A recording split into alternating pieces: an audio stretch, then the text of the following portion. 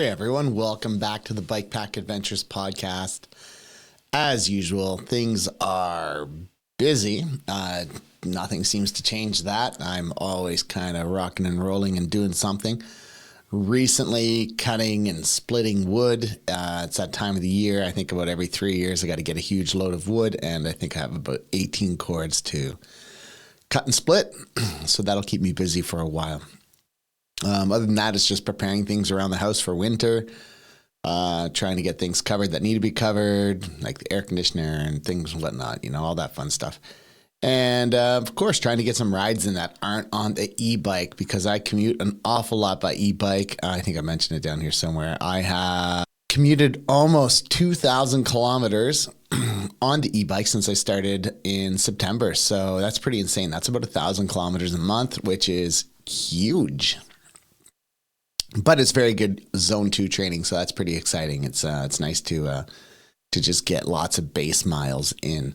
And other than that, the website redesign, it's coming along. It's the new gear review section is kind of getting going and rolling and has been updated.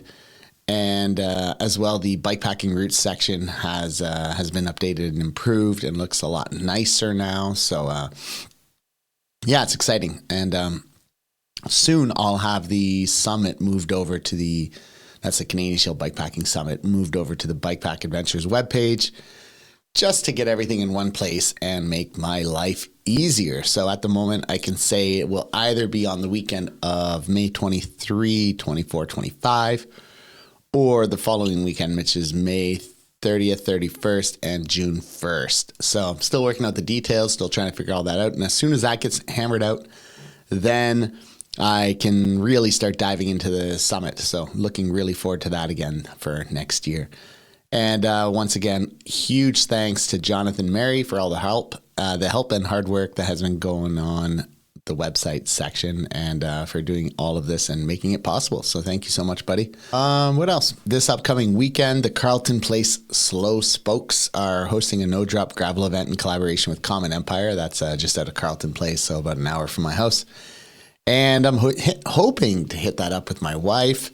Up in the air again, whether or not she'll come, but I think she's not a big fan of the cold. So if it's not too cold, I think she's in. She'll use her e-bike, and it's a 55K ride, and she rolls on 45C tires, so it should be pretty good. And, of course, I'll do that on my Panorama Catadin, so on the, acoustic bike. Yeah, no motor for me. I just want to be out there. And they have a beer sponsor and a food sponsor, and it's all a really cool way of raising money for the food bank for Lanark County. So that's really cool. So it's all by donation. So that's pretty exciting.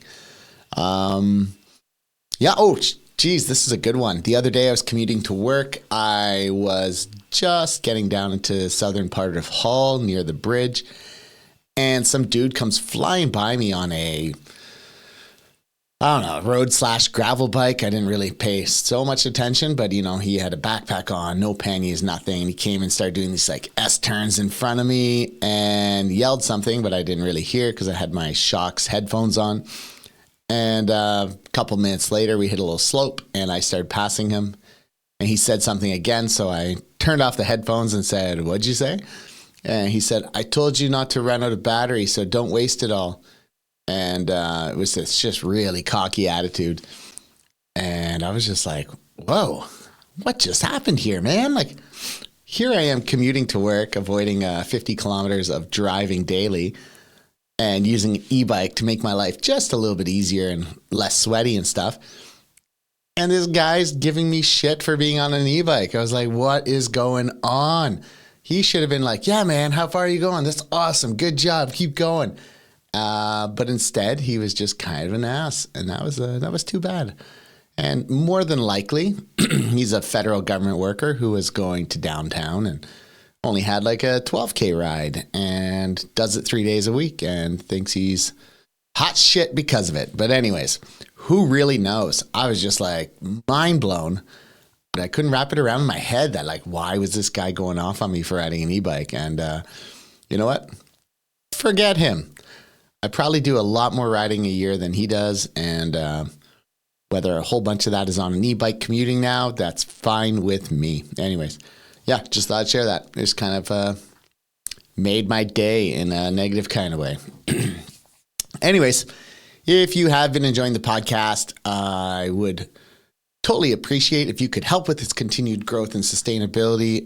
One of the best ways you could do that is to share interviews and episodes you like or that you have found particularly interesting with friends and family, grandma maybe. I don't know. Maybe she'll just want to get out there and bike pack. You never know. So it's what we're out here for. Obviously, you can also leave a review on Apple or Google reviews, as this helps with analytics and exposure through the search engines. And lastly, if you're in a position to contribute to its growth, I'd appreciate you considering to join as a Patreon, on Patreon as a sustaining member. You can do this by going to patreon.com/Bikepack Adventures. And obviously, this is what helps keep this podcast going.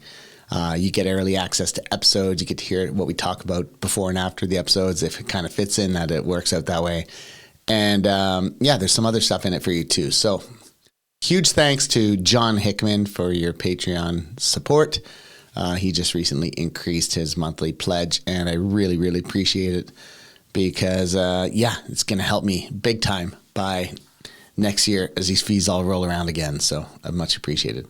Now, that's it. On to the episode with Eric Sommerhauser. In this episode of the Bikepack Adventures podcast, I am speaking with Eric Sommerhauser, an experienced thru-hiker who shares his recent transition into the world of bikepacking. Eric discusses how his girlfriend inspired the shift, leading to his participation in the Western Wildlands Route, a rugged 2,700-mile journey from Canada to Mexico. The discussion explores the differences between thru-hiking and bikepacking, including equipment, physical challenges, and interactions with people along the way. Eric offers storytelling moments, including a nerve-wracking encounter with a grizzly bear, campfire hospitality experiences, and the unexpected friendships formed from spontaneous acts of kindness. Despite initial reservations, Eric finds the adventure fulfilling and reflects on how embracing different outdoor activities has enriched his life. The narrative intricately weaves through his challenges, including the grueling elevation changes, harsh weather conditions, and the relentless determination to complete the journey, concluding with motivational insights for those contemplating transitions within their adventure-seeking lifestyles. Eric, welcome to the Bikepack Adventures podcast.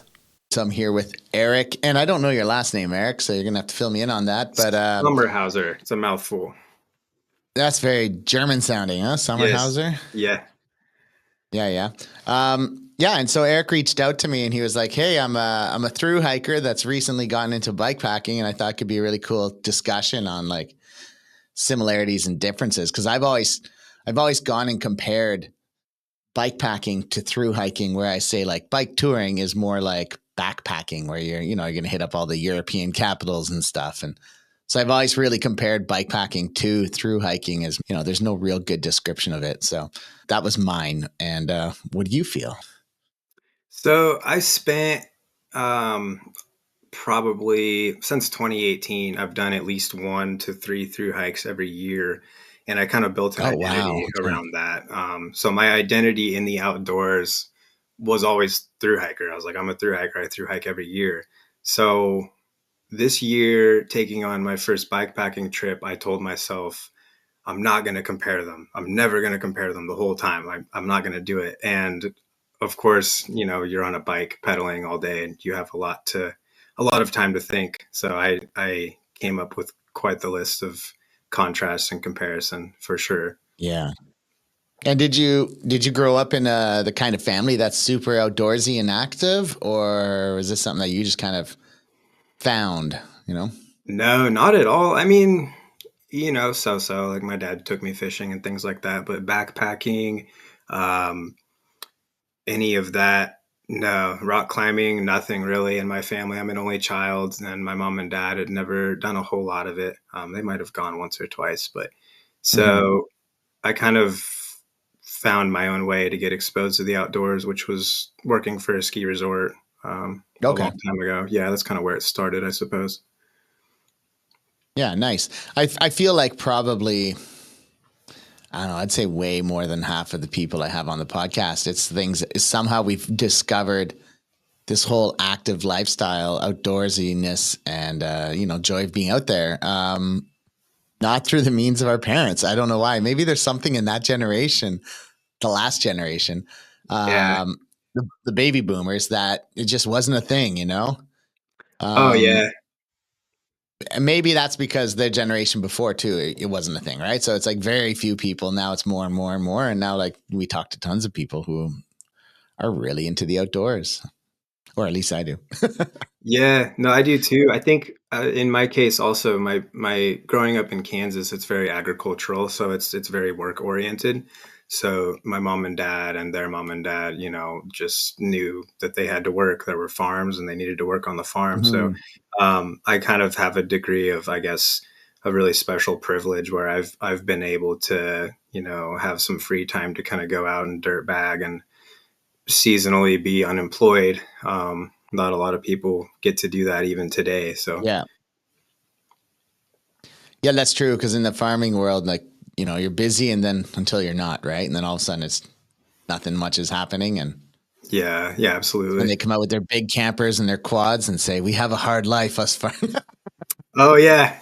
I've I met, shared I I met shared some roadway with quite a few of those this summer. I think everybody that's had a in bike packing trip 2020, has. I met this farmer who had, like, he was telling me about how he took the smaller camper, because it's brand new and he could fit it on the ferries, and this thing had to be $100,000 or more, and that he's got a trailer he pulls behind with the quads and this and that, and he said, and he was actually serious, like, us farmers, man, it's a hard life and we got it really hard, and, like, if not for some government help, we couldn't make it. And I was thinking, man, I don't know a lot of people with $100,000 camper trailers, Yeah, no, absolutely. I live in a camper trailer full time, a little 20-foot camper trailer. Okay.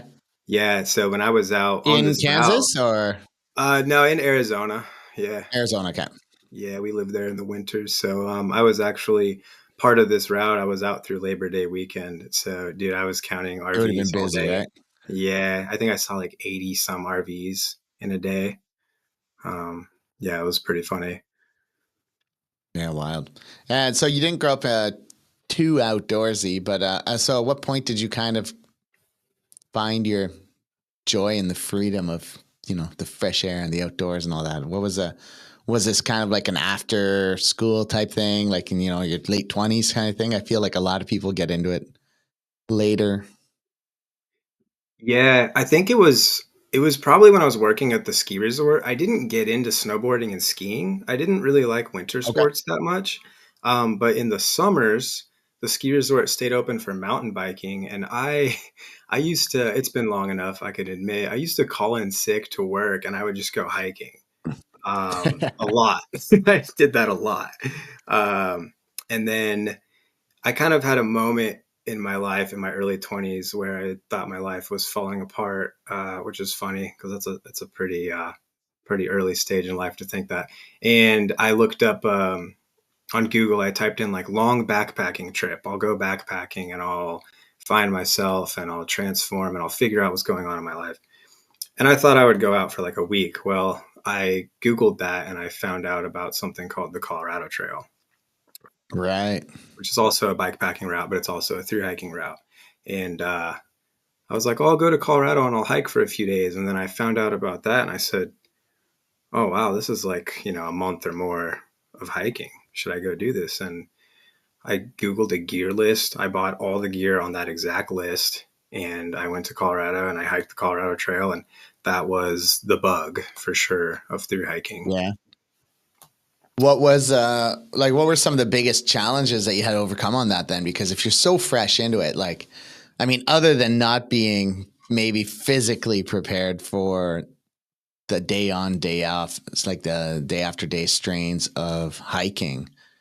Um, I guess, I don't know, what else did you have to overcome? And how did you stay motivated to do it again if you had to suffer? I'm assuming there was some suffering. I don't know.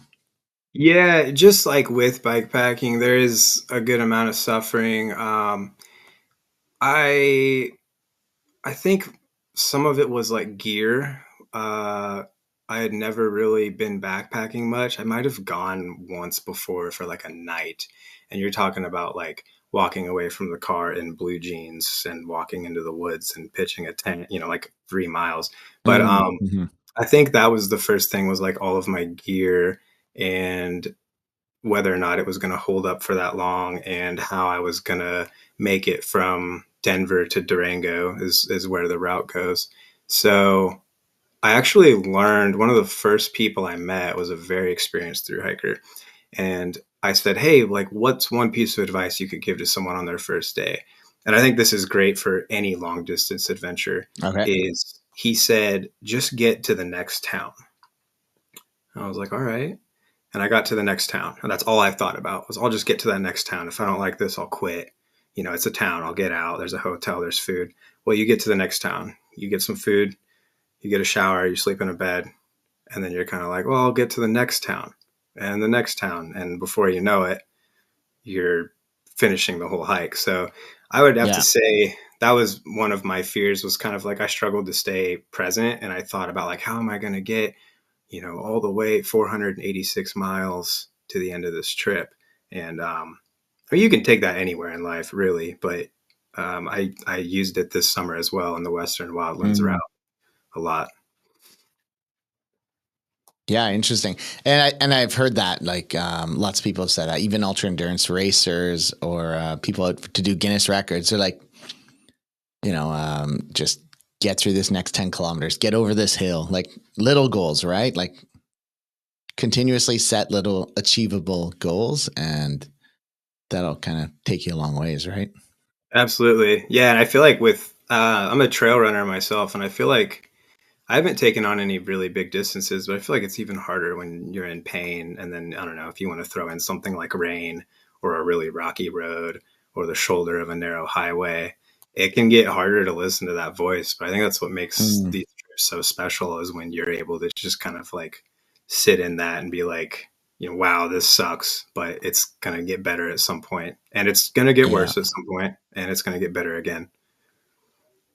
Yeah, it's a good point. I'm trying to think of, man, yeah, I tried to do like a fast packing once. It was like, running and hiking when you can't run, if you're going up a big hill or something.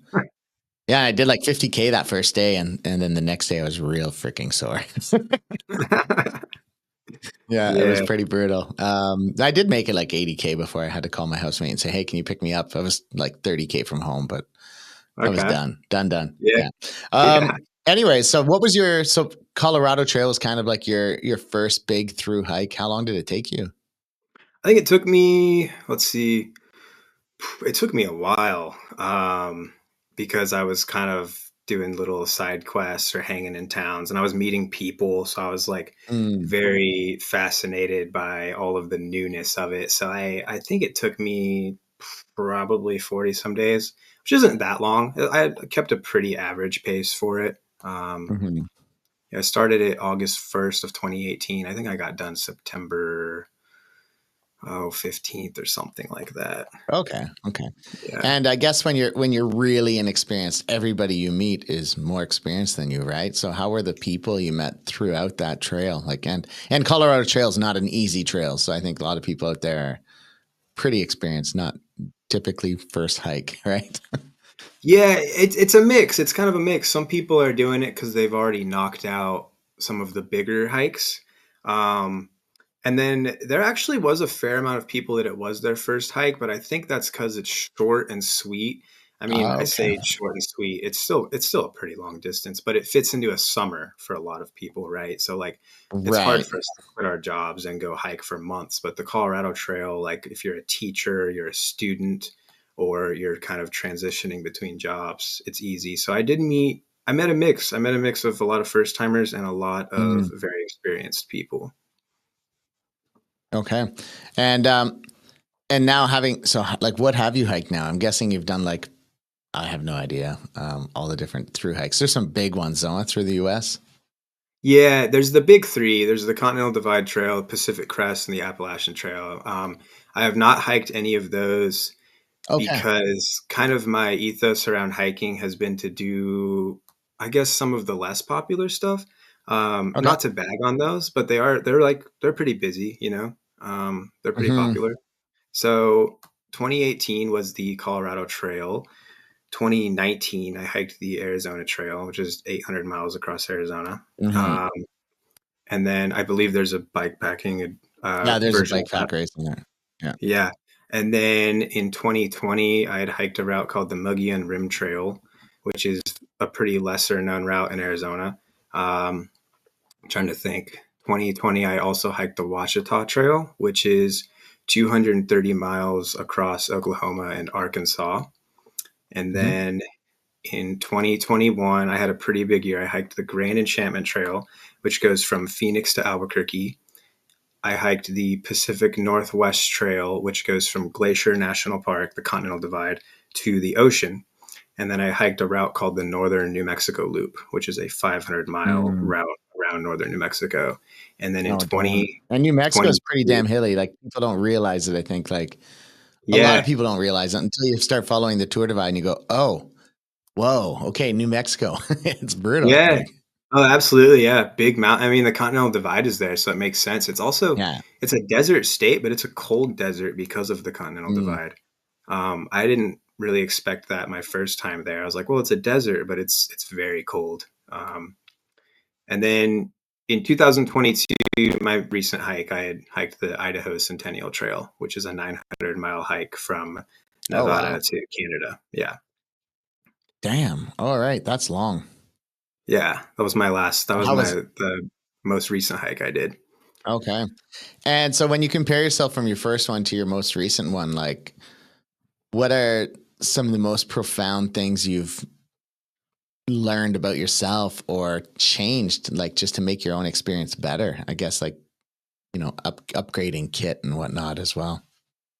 So, I mean, personally, man, that's still unfolding, right? Like I'm always learning about myself every time I go outside, and sometimes it could even be a day trip, but you learn a lot on these long trips. So I've grown as a person. I kind of think back to that Colorado Trail version of myself as like kind of I was an adult, but kind of a baby in some ways, you know.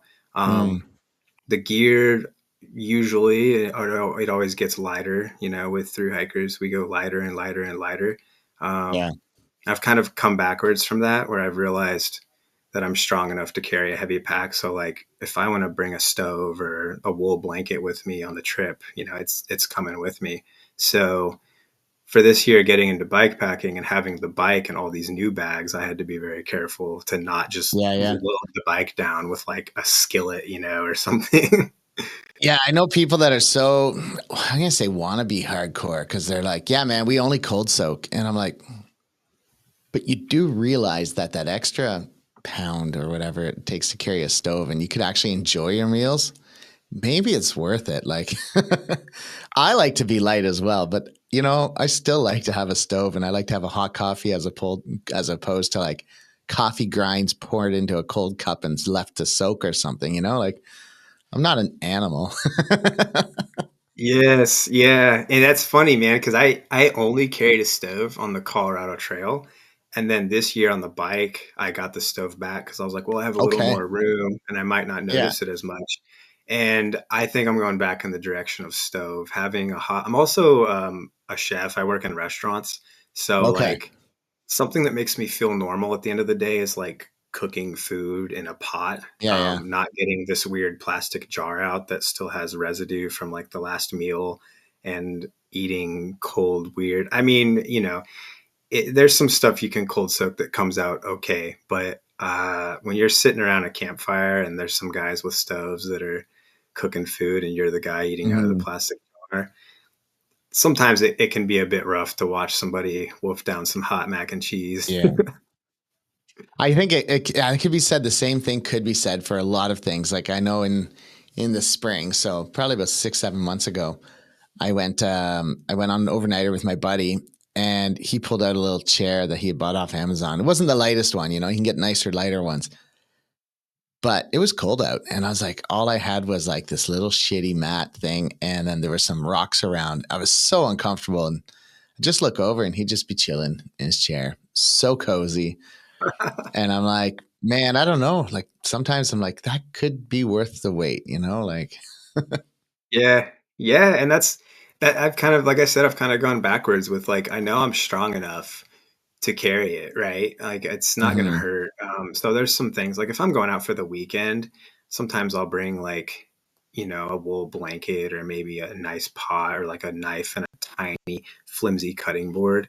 Um, but in 2020, when we hiked the Mogollon Rim Trail, we were in Arizona and it got really cold, and I was like, I'm gonna go to Walmart and buy some sweatpants. And I'm Okay. gonna carry them. And it was, I mean, they were heavy, thick, big sweatpants. Best Yeah, thing I've yeah. ever done. Yeah, putting on sweatpants at the end of the day, dude, I was so cozy.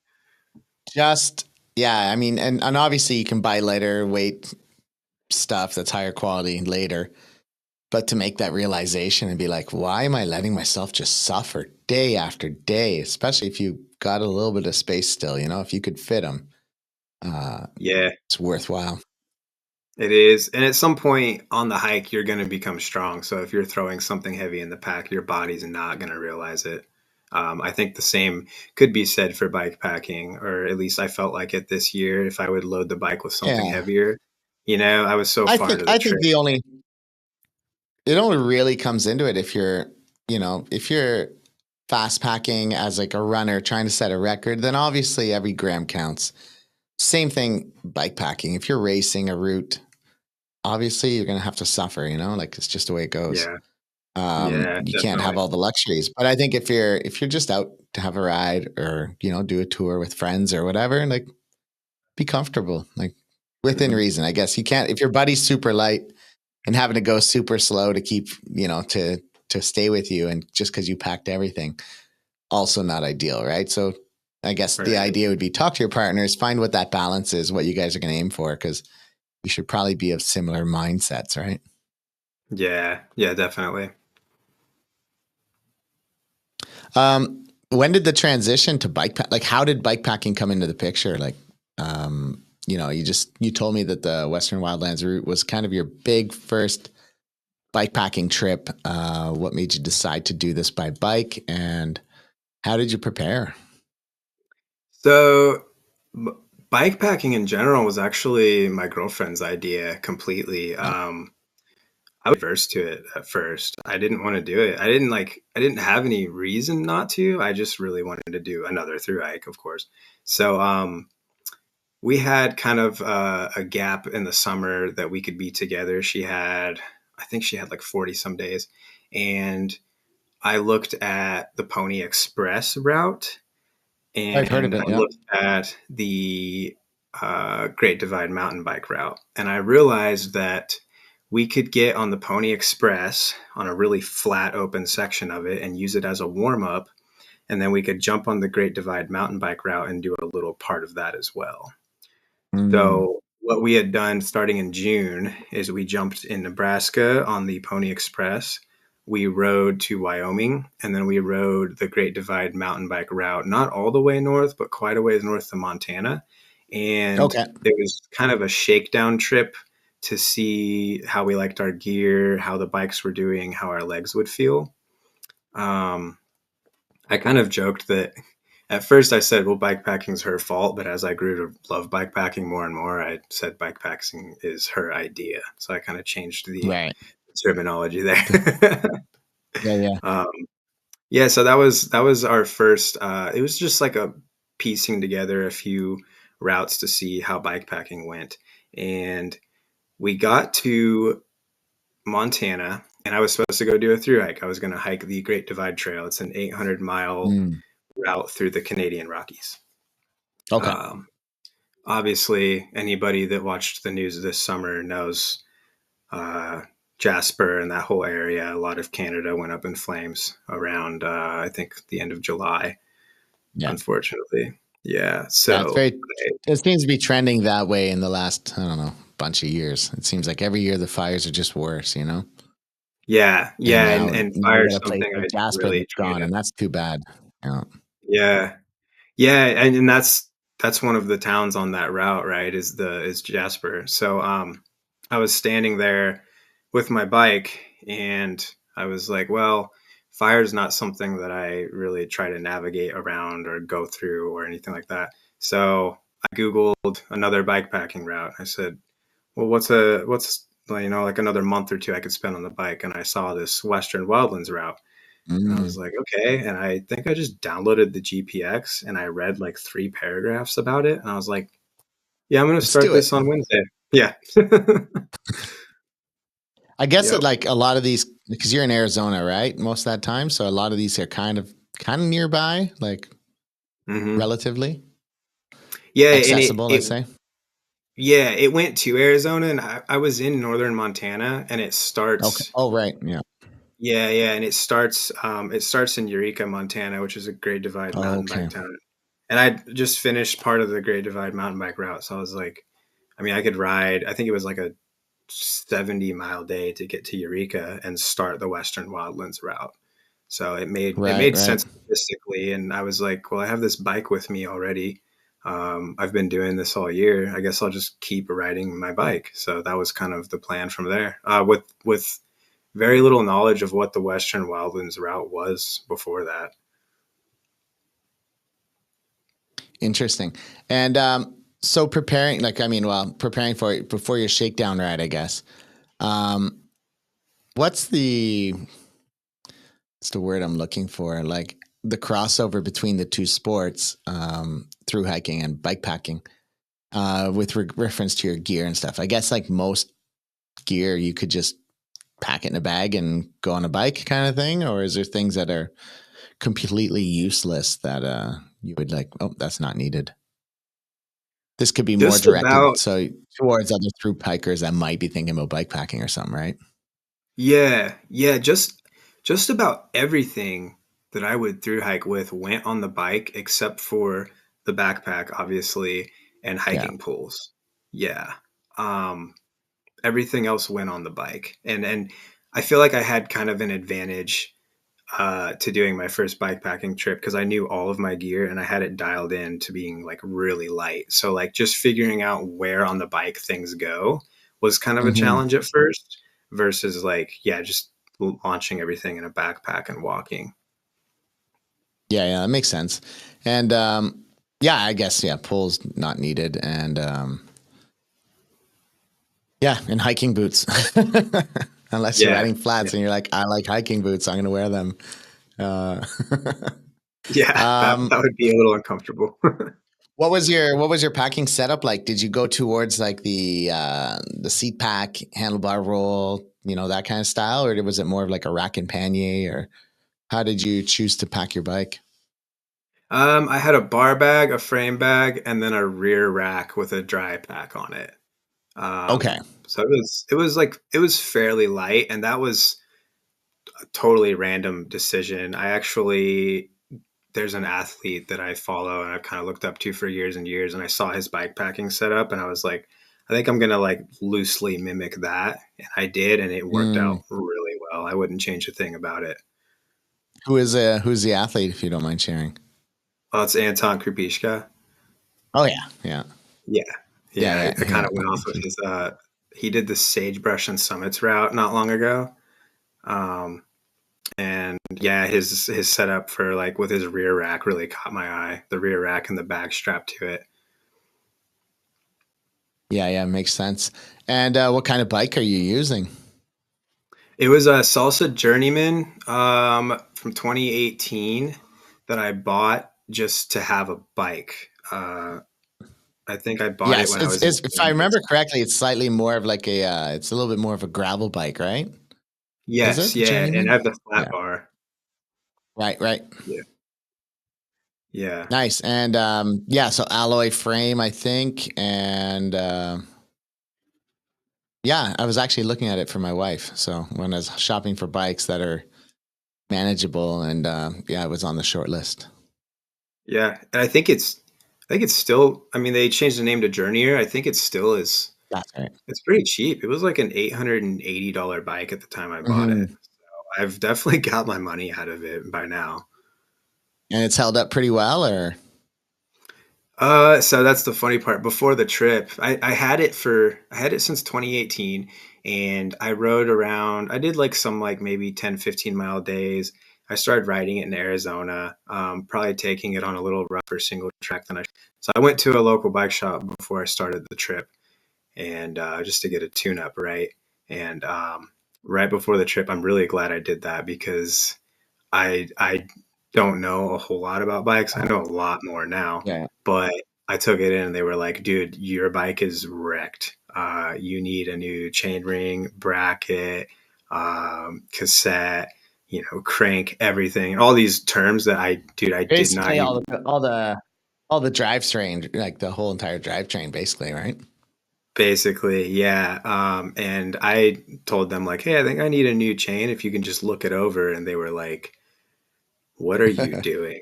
You're like, well, I'm going on this big ass adventure, and I thought maybe I need a new chain.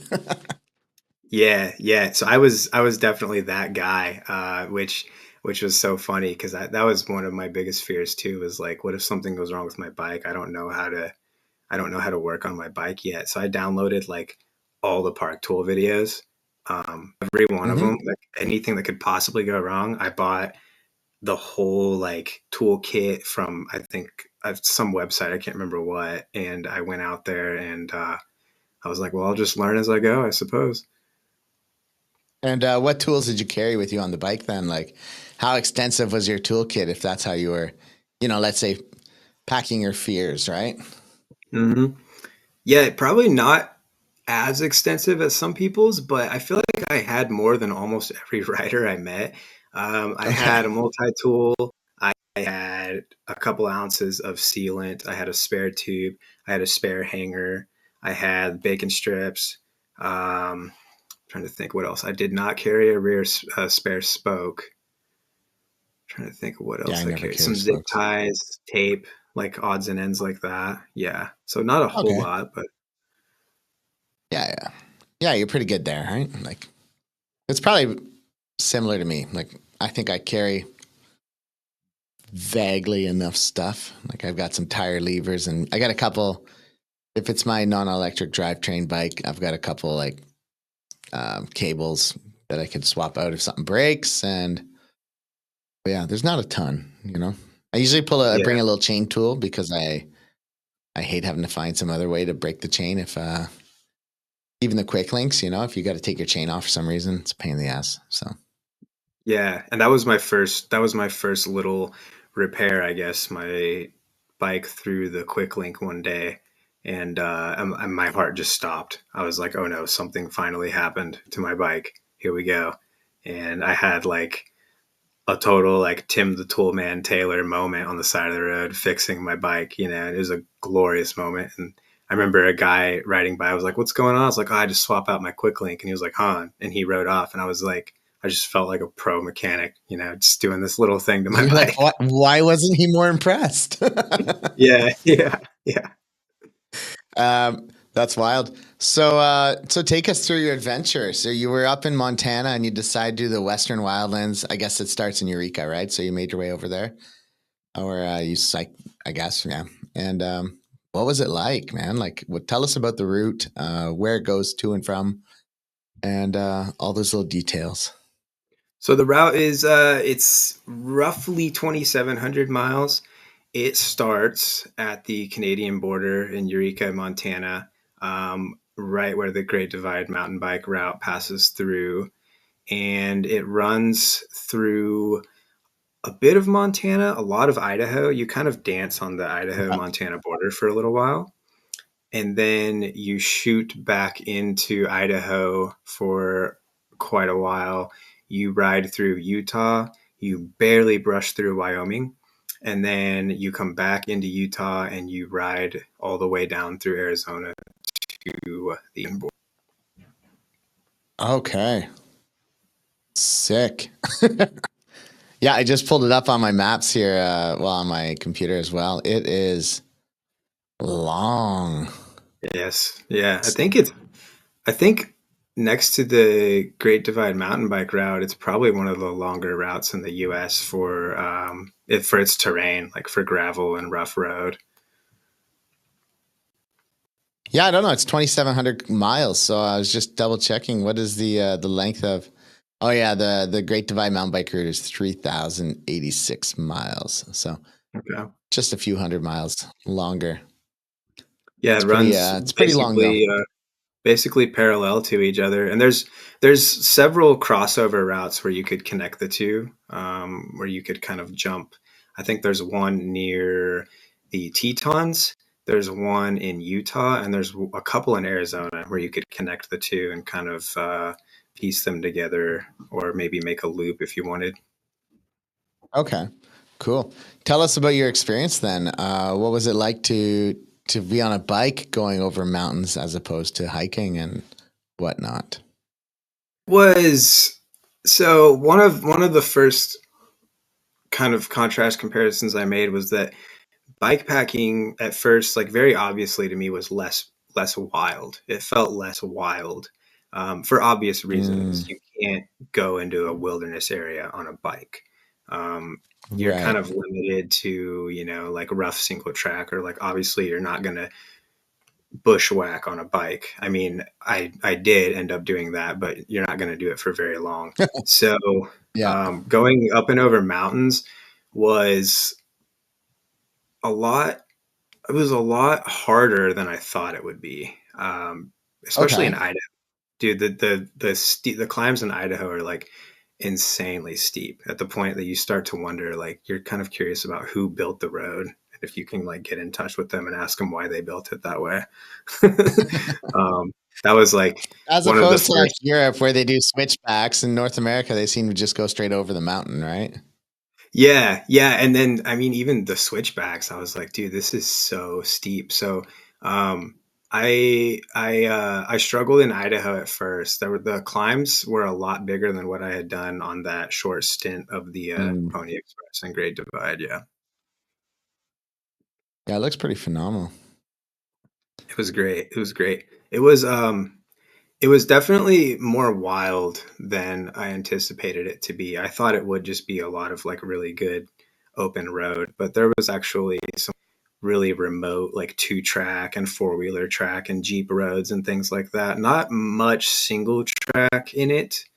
Um, Hmm. Not a lot of like cross country travel, but Idaho had some pretty remote country.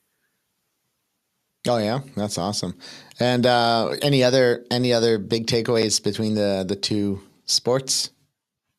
I would have to say that. So a lot of people, like, they go through hiking. One of the first things they have to say is that you meet the best people out there, right? Like you meet the coolest people, you meet strangers that want to help you, and you meet these people, they're called trail angels, and they want to help Hmm. hikers, give them rides and feed them. You meet so many more people on the bike because you're on roads, you're going through towns. You have the opportunity to meet more people because you're doing more miles in a day. So Mm. I met so many cool people that were offering me to, come stay at their house or buy me dinner or something. And I think that one of the obvious reasons was the bike is a conversation starter. And sometimes the Yeah, backpack is not a conversation starter, if you know what I mean. Like sometimes people see like this dirty dude with a backpack and they think like, oh, who knows what homeless he's up person to. or yeah. But like when you're on this bike, it's like, it's a lot more obvious. Like if there's not like a guitar strapped to the side of it and a case Hmm. of beer, people are usually like, oh, wow, like what are you doing? And a lot Right. of people just ride bikes too. So even if they're not bike packing and someone like loves road cycling, they're probably going to stop and talk to you about your bike. Yeah, that's true. Where like when you're through hiking, it's like basically you're only talking to hikers that you meet, and they're all just as crazy as you because you're in this wild, remote place. But when you're bike packing, you're going to meet everybody, right? Yeah, yeah, you are. And the Western Wildlands Route is not very popular. I don't think a whole lot of people have done it. I couldn't tell you the number, but I could tell you that Hmm. this year there was one guy ahead of me and one guy behind me. Okay. This season, anyways. So Hmm. a lot of the towns I was in, people were very curious about what I was doing, and they didn't know what I was up to. Whereas something like the Great Divide, they see 20 to 50 cyclists a day in peak season, so they know exactly what you're up to. Hmm. And I was just looking here on their website, and it says recommended tire size is greater than or equal to 2.2 inches. What size were you using? Because I'm assuming it was smaller. I ran 2.5s on it. Say that again. Tubeless. I ran 2.25. Oh yeah. Oh, that's Yeah, good. I didn't yeah, know the Salsa Junior could do that. Okay. yeah, yeah, and I did pretty good. Tubeless. Obviously a fully rigid bike, which is not recommended, but I believe now, again, I don't know a lot about bikes. I believe like my bike was kind of considered a rigid mountain bike. With Okay. it being like flat bars and a little bigger tires than I had on a gravel. Yeah, I'd say so. Yeah. Yeah. And so it absorbed the bumps all right, but like you would have been better off with a suspension stem or front suspension, at least some kind of forks or. It wouldn't hurt to have it. Personally, I thought I did fine. I also Okay. kind of realized this year that I kind of liked riding a rough route with a little less of like muscle of a bike than what was recommended. I thought there was something a little exciting about that with not Mm, like, obviously I wouldn't take like a Schwinn cruiser that I take to the grocery store on the Western Wildlands route.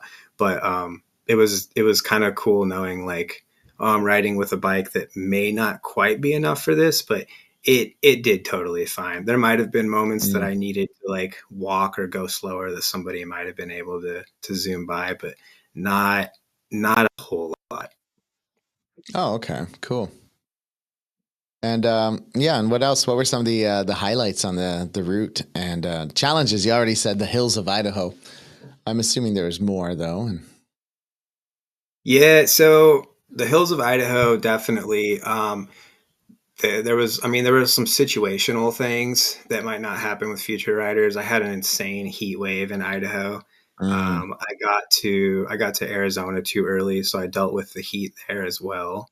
Um, I think it was my first time doing something where I was alone for that long. So being alone on the bike all day and pedaling, it was hard for me to like get into a relaxing pace.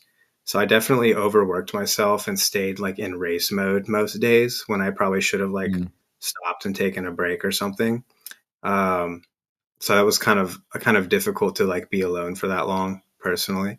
But some of the other challenges, oh, I'd have to say that Utah, there was some stretches in southern Idaho and Utah that were just downright windy, like really windy. Oh Um, yeah. yeah, and there were some really exposed stretches. I got caught in some storms down there. So I had never really, the one thing I didn't think about this year getting into bikepacking was wind. Funny enough, I just didn't think about like how much wind could really screw up my day. And I had never even cared to look at a wind forecast. And Right. even Because when now you're being off hiking, the it's like you're just walking, right? So yeah, like a windy day when you're hiking is kind of annoying, but like, dude, a windy day on the bike it could shut you down. I mean, it could totally stop yeah. you for the day. Yeah.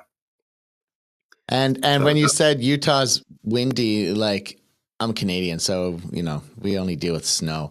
But what does Utah's windy mean? Like how windy are we talking? Like gale I had force or some north something? Or? Yeah, I had some north winds that were like you check the forecast and it'd say 10 to 20 miles an hour. And I was like, okay, well, that's not awful. But the gusts were like 30 to 40.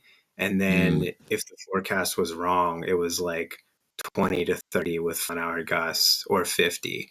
And mm, a lot of the roads and canyons I would get in and out of, I would hit that wind just like at the right time where even if the wind wasn't supposed to be blowing north, the canyon I was in, the wind coming up the canyon. So the wind right. forecast didn't matter because of the canyon I was in. Hmm. Yeah, it just kind of acts like a funnel, right? So everything gets Yeah. pushed in there. Yeah. Or like the Western Wildlands Route also bends and twists. So you're never going in a straight line south. So some days, Hmm. like as the wind forecast is changing, the route you're like going west and then you're doing this kind of curve to go northwest and then you're coming back to the west and going south. And as that's happening, you're in the headwind all day as that headwind is moving the other direction. So you're kind of just Yeah. cursed for the day, and it is what it is. Let me ask you also, I see on their routes, like a lot of times here on this Western Wildlands route, there are multiple options for different sections. Like in Utah, you can go almost all the way to Colorado and then turn back. Like what are the differences with these options, and how did you pick and choose your route? I stayed true mostly to the main line. Okay. I think that one is that's part of one of the Bears Ears loops, which is a whole Okay. network of bikepacking I'd love to explore. Yeah, there's I think it's the Moab connector down in I see Utah. Moab there. Mm-hmm. Yeah, that was tempting. I wanted to do that. I was kind of looking at the calendar and thinking well, I want to, get done a little earlier than that. So I didn't throw that on. Um, I did take a few little side routes and side quests that weren't dramatically different. I think when Okay. anybody's bike packing, if you're not racing, I think you can kind of look at the route for the day and be like, well, I don't really like what it does here, or there's a gas station over here, so I'm going to jump over here and check this out. Sometimes that's a Right. really good idea. Sometimes it's a really bad idea. Yeah, fair enough. Um, what were some of the highlights though? I would have to say all of Idaho for me. I mean, pretty Yeah. much all of Idaho was beautiful. Yeah, it was great. A lot of really beautiful forests, lots of water, lots of swimming. So a lot of Idaho was great. In Utah, there is a stretch. I think it's just over 100 miles, and it's called the Skyline Drive. And it's a road that stays consistently above 9,500 feet. Like it's an alpine high elevation road that you ride in Okay. Utah. For anybody that lives in Utah or is passing through there, I would do that as a weekend ride. Don't do it on Labor Day weekend because that's when I rode it, and I got painted with dirt, dude, by Oh everybody that yeah. has an ATV or a dirt bike in that county. Yeah, I got destroyed. But that was for Utah. That was one of the highlights. And then you go to Bryce National Whereabouts in Park. Utah? Oh, that's in Utah. Whereabouts in Utah is that? That's it's called the Wasatch Plateau, so it's just south of Park City. Okay. Yeah, and then it Just ends. looking at the It map right ends now. somewhere around Monroe, Utah, is where that ends at. So it's like a 100-mile road that's really high up. It was really Oh, okay. beautiful. Yeah, yeah, Sounds very cool. it was great. Another highlight, obviously, is the Grand Canyon. I mean, of any trip, I've been to the Grand Canyon on many weekend trips and through hikes. Like on the Arizona Trail, you walk through the Grand Canyon. So getting to go back to Mm-hmm. the Grand Canyon was special. Um, I would have to say mostly because you apply for a permit to cross through the Navajo Nation. Okay. So there is a campsite on that permit that allows you to sleep at the edge of the Grand Canyon. And it is the most untouched, beautiful spot you can find on the Grand Canyon today. That was really cool. Okay. And you don't have to cross the Grand Canyon, or how does it work? Or do you cross? No, you Do you don't. You bypass? go, yeah, you go way around it. You come down Vermilion Cliffs and you ride a lot of paved highway to get around kind of the Grand Canyon. I know on the Arizona Trail, you have to take your bike apart and attach it to a backpack and carry it through. Yeah. Um, yeah, and I thought about that. I was like, well, that'd be cool, to have a little alternate walk through the Grand Canyon. But I live in Arizona. I don't personally want to carry my bike through the Grand Canyon. I could go do that anytime. I also go into the Right. Grand Canyon a lot without a bike on my back. So I was like, it just felt kind of needless Been for there, done me. that. Yeah, yeah. So, and the route around it it's actually pretty cool. Okay. Yeah, I see it kind of heads up to, I think this is where, right? Just before Flags, like Tuba City and Page and all that stuff. Kind of Yeah, yeah. So that's all the Navajo Nation. So before you okay. get there, you just call a phone number. They give you a permit that allows you to pass through, and you tell them how many days you'll be passing through and everything. I think it was like 30 some dollars, which is totally worth it. Yeah, it sounds awesome.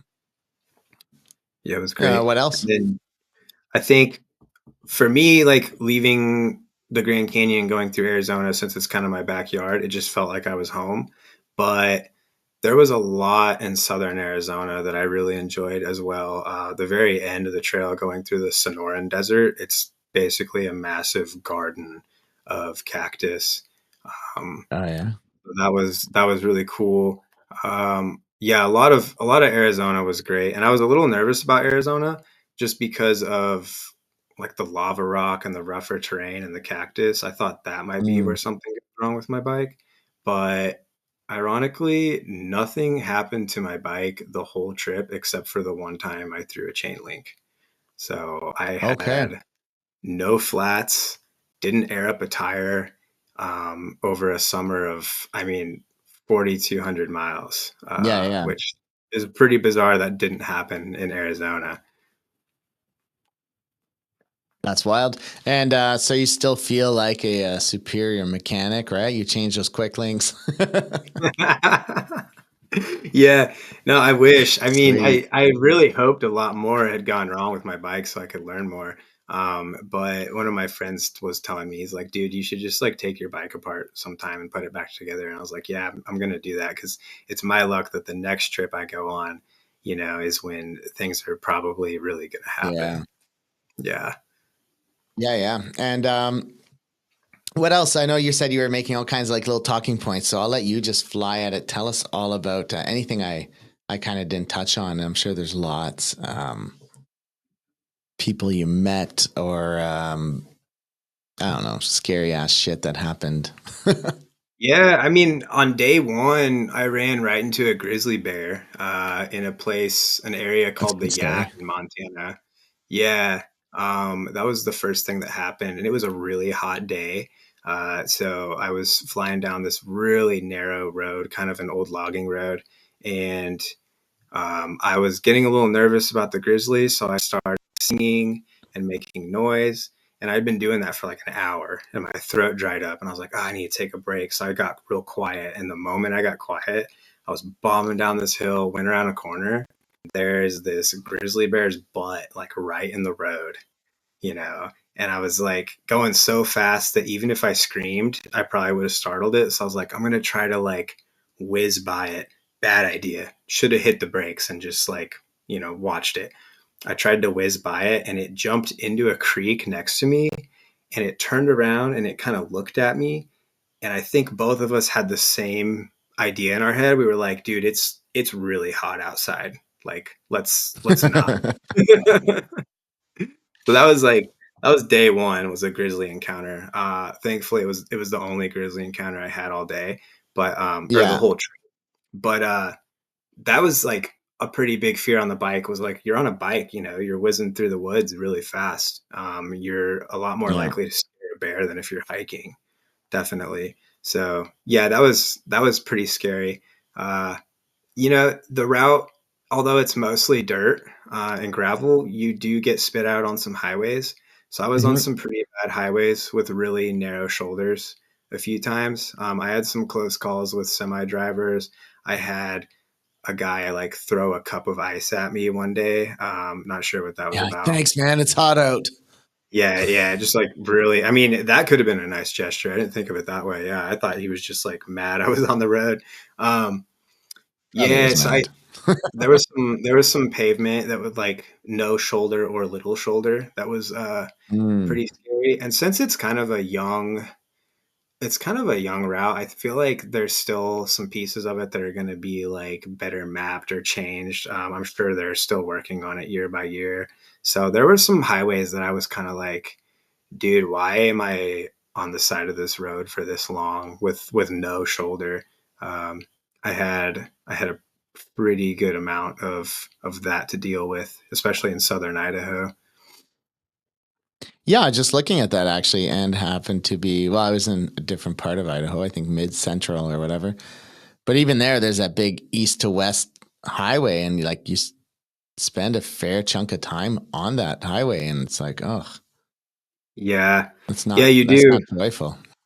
And sometimes I would like get on Google Maps when I saw pavement and I would drop to the street view and I would kind of like look over at the shoulder from the street view to get an idea of Oh, like, oh boy, what are we doing today? And there were some days that I made my own decisions and I got off the route and did my own thing just for like an hour or two because I was sick of the pavement, right? So I would end up on some weird like two track through like a field or something. And it kind of turned into like, do mhm. I want to walk the bike or go a lot slower, or do I want to be on the road with all these people? And some of that came down to like time of day, obvious things. Is it a Friday? Is it a Saturday? You don't want to be on a busy highway on those Yeah. days ever. Yeah. So that was another thing that was pretty scary for sure.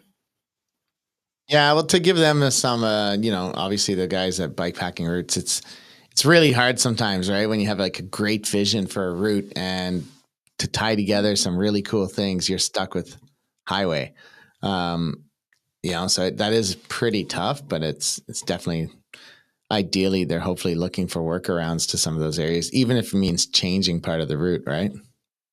Yeah, absolutely. And I've seen like they have updates and stuff on the page always. Things are changing every year. There's like land purchases or a fire comes through. So Hmm. kind of like a lot of the through hikes I've done, at some point on a through hike, you're probably going to walk down a road at some point.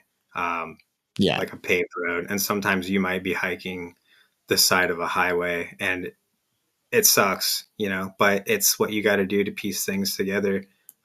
It in the end, it makes the whole route possible and it's beautiful. And you Hmm. don't really think back to that paved stretch as much. You think more about the time you spent, on that like beautiful road or trail. Yeah, that's true. Yeah, those things are fleeting, right? So long as nothing bad happens, you're kind of forget about them after. Yes, yeah. At one point, I wanted to kind of talk about for me was like I'm kind of I started to eat a lot healthier in the last few years. Just started like feeling better and trying new food. So going into this trip, through hiking's not too much different, but dude, like you go by so many gas stations on Mm, this route, and I think bikepacking in general. Um, the gas station diet, I had to just kind of surrender to it this year, and that was a big challenge for me because I kind of right. had to sideline, kind of like my standards for food because it became more of a question of like, am I going to eat any food today? I need to eat something, and it's probably going to be from this gas station. Yeah, yeah. Was there anything that you were like that you're like I don't know when you're looking for food and you see something and you're like right it just got to the point where you're revolted by it just because you've eaten so damn much of it or something? Yeah, yeah. I mean, all of my bars, like every bar that I ate, and I think through hiking did this to me as well, because all the food I ate on the bike was pretty similar to what I ate through hiking. But all the bars, dude, I don't think there's a specific bar that excites me anymore. If someone's got Oh one, yeah. like please, like hit me up and let me know if there's this new bar that's great. I'd love to try. In particular, one day I rolled up to this gas station. It's Soldier Summit. It's in Utah, and I was so hungry. And I walked in, and there was one last hot dog on those weird like rollers. Yeah, yeah. And I looked at this like it was just like such a moment. I'll never forget it. Like the last hot dog. And I was like, "Am I gonna be the dude to eat that thing?" And I ate it, and it was like dude, I had the worst stomach ache for like an hour after I ate it. I think that Oh hot yeah. dog kind of stuck in my brain for a lot. Yeah. So there was kind of one of my journal entries I had for that stretch. The title of that journal is "The Last Hot Dog." Yeah, sometimes you don't know how long that thing's been there, right? Like especially if it's the last one, it could be like a couple days old. Yeah. I I don't mean, know. it's I either don't the know if they're last from at the one end or of the day or whatever. it could be the only one put on for the day. So it's hard to say. Yeah, a lot of candy Mm. bars, a lot of sugar, a lot of soda, everything that I kind of have abandoned over 3 years in my kind of personal life. I dove back hard into it. So since finishing the trip, man, I was so excited to just like eat a salad and eat some vegetables and Mhm. something that didn't come from a Phillips 66 or a Quick Trip. Yeah, yeah. I think, yeah, I think the next key is like, and this is for me too, is to like figure out how to cook healthier and better, right? Because it's so game changing just to have a real meal like once a day at least. You can't always buy it in restaurants. You're not always going to be in the right place. But I know like this guy Sam Rice, who was on the podcast some years ago, him and his girlfriend, they wrote a bikepacking cookbook that's pretty minimalist in terms of like amount of ingredients and stuff. So I'm looking forward to checking that out and getting some inspiration because yeah, man. I don't know. I get real sick and tired of like prepackaged dehydrated food or even at worst, like instant noodles and shit. Like it's awful. It's bad. Yeah. And I heard about that cookbook this year. I should check it out. I'm really excited about that. Yeah. I thought that one advantage to bikepacking was that you could pack out some fresh vegetables and they would last a little longer on the bike because your distance between towns usually is shorter than on a through hike. Whereas, like on a through Mm. hike, if you're packing out like an avocado, it could get pretty funky in your bag 3, 4 days from now. Yeah, So I don't think, yeah, the distance between towns is probably not different. It's just how fast you get there. not at all. Yeah.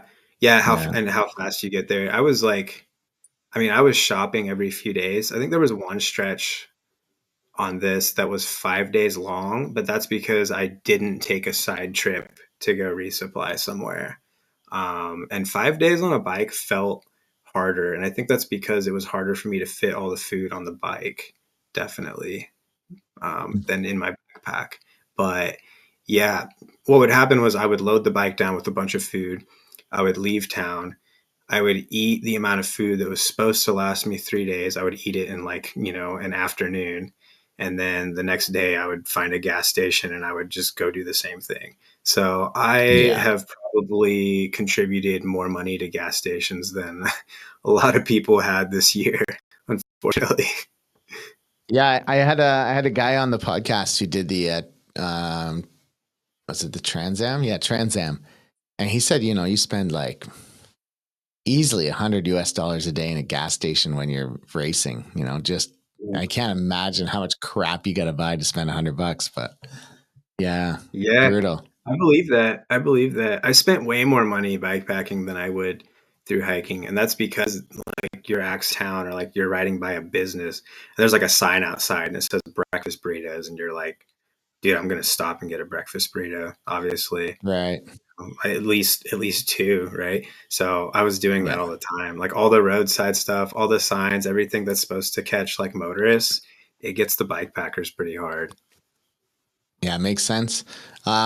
Yeah, and through hiking, right? You spend way more time in the wilderness, and your exposure to civilization is like much shorter, more condensed through walking through a town and then getting back out onto a trail. So, and you can only eat so much food in that 1 or 2 hours or 3 hours you're going through a town, I guess. So, yeah. Right. Yeah, and town Um, is, like, a lot more special on a through hike. It felt like town is, like, because you haven't yeah. been there for so long. Yeah.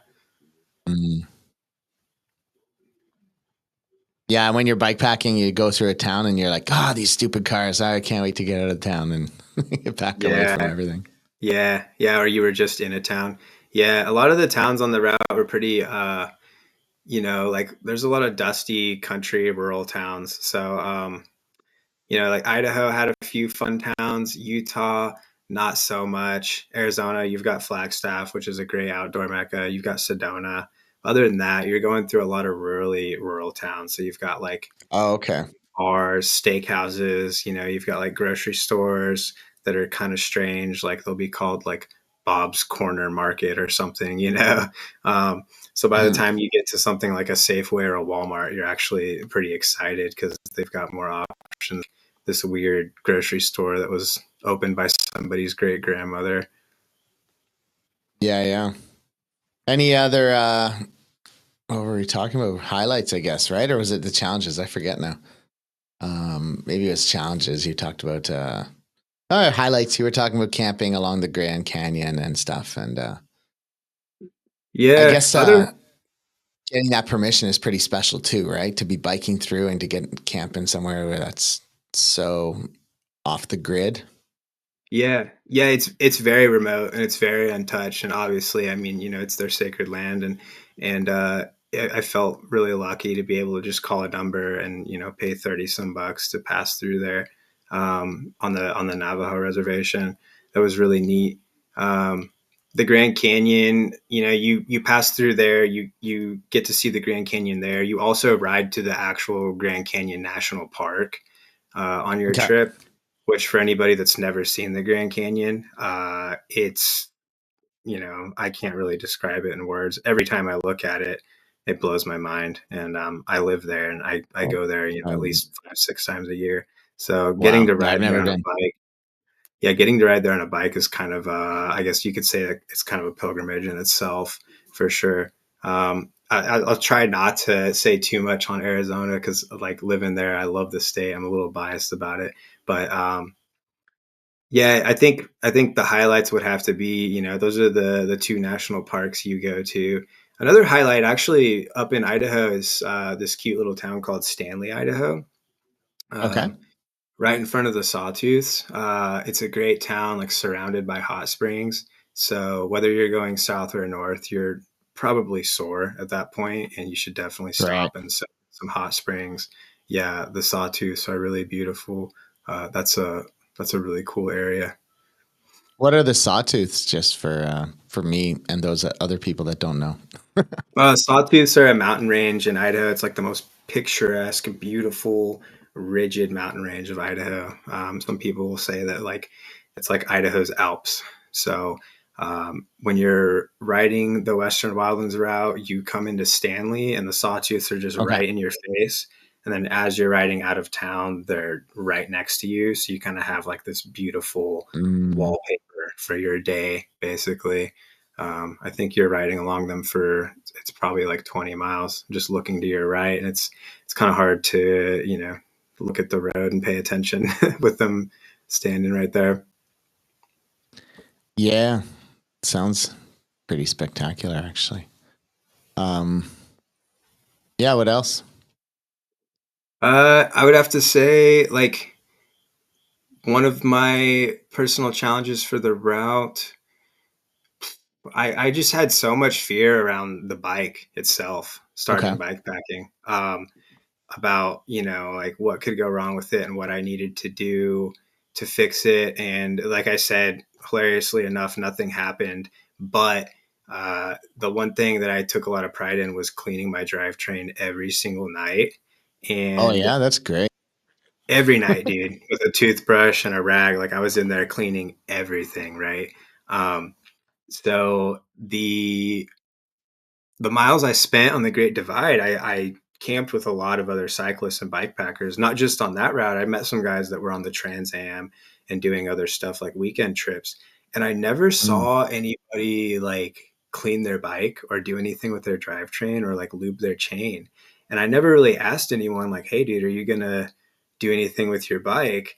And then I would, like, not see somebody for a little while. And I'd be like, oh, what happened to so and so? Like, oh, they got caught up in town, they had to get something fixed because something broke. And I kind of was like making a connection with, like, nothing's gone wrong with my bike all year. And I've been yeah. cleaning my drivetrain every night. Now I know there's more to it than that, but that kind of gave me some peace of mind, was just like getting in my chain and my cassette with a toothbrush every night, like military style, dude, just like Yeah. cleaning everything till it was shiny. And that being said, on the last day of the trip, you end at the the border where there's a wall now, and the last day of the trip, there's like going south at the Mexican border, there's like this, I think it's 4 or 5 mile stretch of overgrown 2 track and deep mud, and the reason why is the border patrol has closed it completely.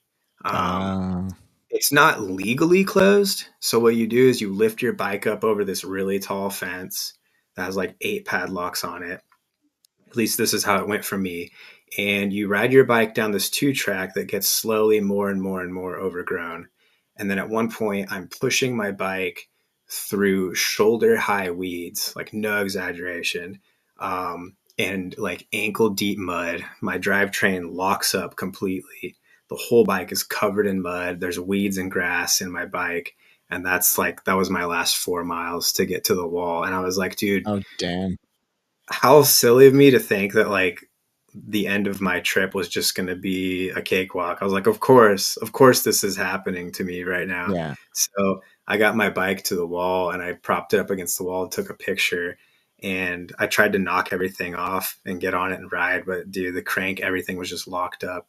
So unfortunately, my last miles of the route were spent walking my bike through that, which I don't know, was still made for a pretty epic ending. Um, I didn't I'm realize sure. that. I didn't realize that that's the wall there in your picture where you're sitting smoking the cigar. Yeah, yeah, my little victory cigar at the wall. Yeah, yeah, that's what it was. Yeah. And it's funny that It's quite the like, wall. yeah, it's a big wall, man. I hadn't seen it yet. Yeah. And it's funny that the funny thing about that photo, the wall, I think they number it in segments. Right. I So see the number 5 there. I don't know what that means, but yeah. yeah, yeah, so it's 53. The 3 is behind my bike, I think. Oh, okay. The cigar that I smoked, the name of the cigar was called My Father, and my dad was born in 1953. So I was So is like, mine. wow, really? Okay. So I was like, Yeah. this is there you go, dude. There's more reason to go and do the trip, man. Um, Yeah. Yeah. I thought it was a really funny coincidence. And there was a lot of really weird, like I guess you'd call it trail magic or funny coincidences that happened on the Western Wildlands route like that. Like, something would be going wrong and then somebody would pop up and throw me some water or food. Or There was throw a a lot cup of, of ice at you or yeah, the cup of ice. Yeah, yeah. Yeah. Unfortunately, that guy also was like spitting black smoke and swerving his truck. So that was kind okay. of, Maybe. yeah, one of my more intense run ins with people that don't like cyclists. Yeah. Yeah. Yeah. Any other trail angel type magic that you felt on the the bikepacking route? Uh, Dude, tons. I mean, Yeah. every day. I thought Idaho people were the most confrontational in a good way of like pulling over and asking me what I was doing, if I needed anything, like offering me a soda or something.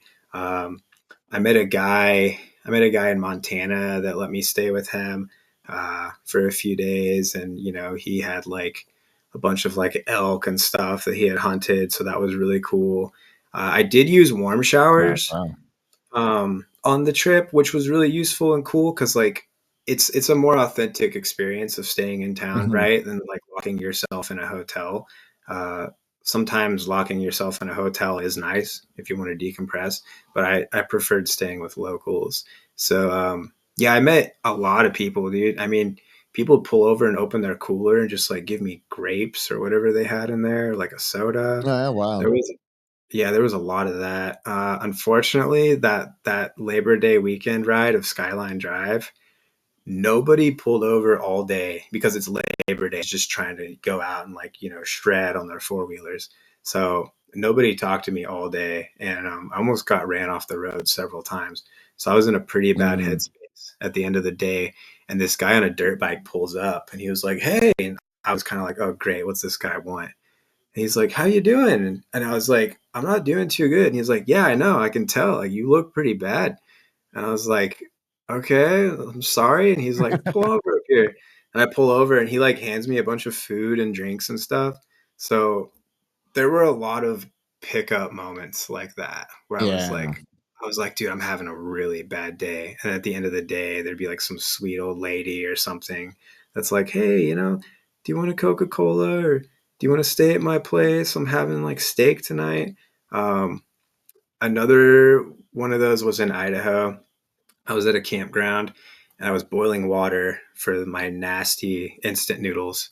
And I was so bummed. I was like, dude, I Yeah. really don't want to eat this tonight, but I have to. And this dude, like fully decked out in hunting camo, walks over and he points at my stove and he's like, "Shut that off." And I was like, "Oh, I'm sorry. Like, am I not allowed to use stoves here?" And he's like, "We're having steak and we caught a bunch of trout and we got veggies and beer and all this stuff over here. So come on over." And in a matter of minutes, I was sitting in front of a campfire at this guy's campsite Nice. with a plate full of steak and trout. So yeah, a lot more opportunities for that on the bike.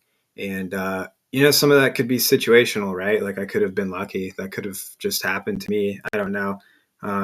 But I felt like, yeah, at any point that I was having a really bad day, it got turned around by somebody's kindness by the end of the day.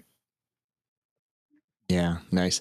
I feel like that happens from what I hear from people, that happens more in the US than in Canada. I think like Canadians are too polite to interrupt you, like even in your own misery. And they're like, oh, that guy's food looks like shit, but we're not going to go interrupt him because who knows? It just doesn't feel like it happens the same way in Canada. Like nicest people, but I don't know. Maybe we try to fit the stereotype, but at the same time, when somebody's doing something, we just don't want to bug people either. So I don't know. Oh, okay. It's Okay. kind of weird. That's good to know. Yeah. Yeah, it's kind of weird.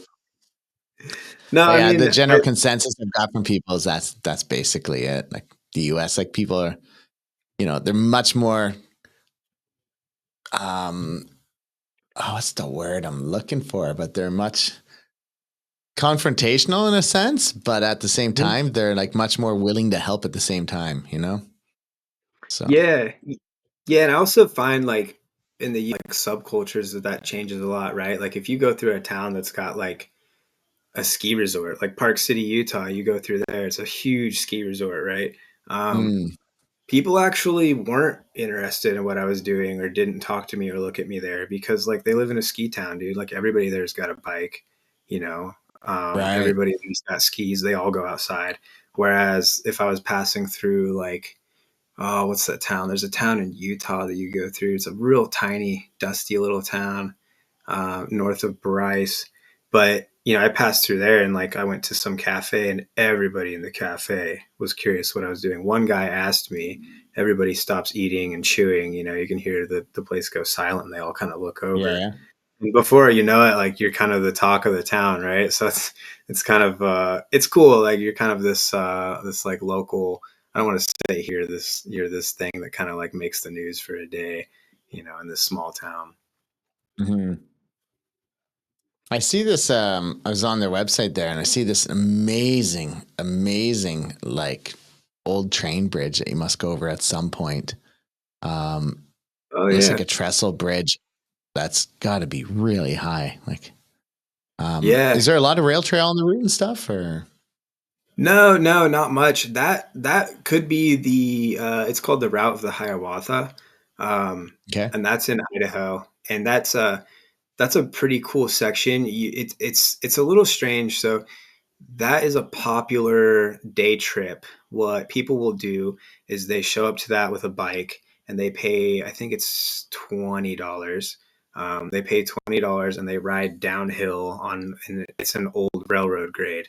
okay, You go across really beautiful high bridges in the woods, and then you go through a bunch of tunnels. And one of the tunnels is, dude, I think it's like 1.7 miles long. oh So yeah, wild, like make sure your headlamp is charged for that. That was quite the experience. But if you're riding south, like I am, then you come at the route of the Hiawatha and you have to ride uphill, which isn't a huge deal, okay, but you're not using the shuttle, right? The $20 shuttle. So what I did right, was I pulled up there and I was like, hey, there's this girl at a kiosk and I said, "Hey, I'm riding this trip, I'm going from Canada to Mexico." And she already shut her brain off and she's like, "It's $20." Like, "Well, is there any way since I'm not using the shuttle?" And she's like, "No, it's $20." So I was like, "All right." So reluctantly, I still gave her $20 to ride uphill against the traffic.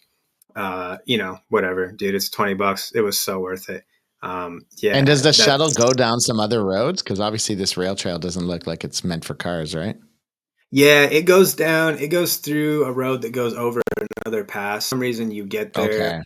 Okay, Two things. If you don't want to throw the $20, I mean, at this point you've been throwing, $50 to gas stations, so would just pay yeah, it.